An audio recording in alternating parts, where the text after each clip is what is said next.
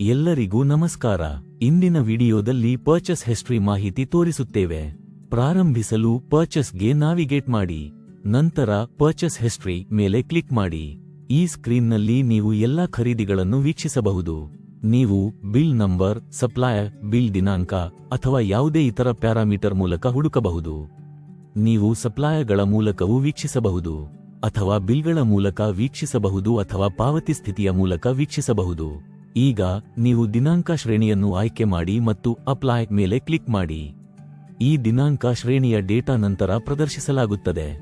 ಯಾವುದೇ ಬಿಲ್ ಮೇಲೆ ಕ್ಲಿಕ್ ಮಾಡಿ ವಿವರಗಳನ್ನು ವೀಕ್ಷಿಸಲು.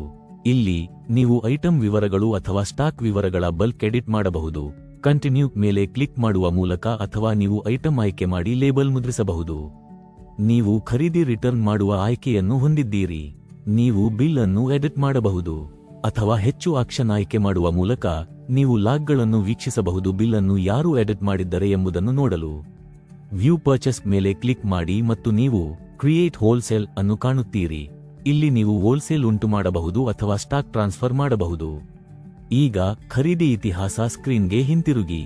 ಪಾವತಿ ಬಾಕಿ ಇದ್ದರೆ ನೀವು ಪಾವತಿ ವಿಧಾನವನ್ನು ಬದಲಾಯಿಸಬಹುದು. ಪಾವತಿ ಪ್ರಕಾರ ಆಯ್ಕೆ ಮಾಡಿ, ಕ್ರೆಡಿಟ್ ಅಥವಾ ಡೆಬಿಟ್ ವೌಚರ್ ಅನ್ನು ಅನ್ವಯಿಸಿ. ಲಭ್ಯವಿದ್ದರೆ ಮತ್ತು ನಿರ್ದಿಷ್ಟ ಪಾವತಿ ಪ್ರಕಾರವನ್ನು ಆಯ್ಕೆ ಮಾಡಿ.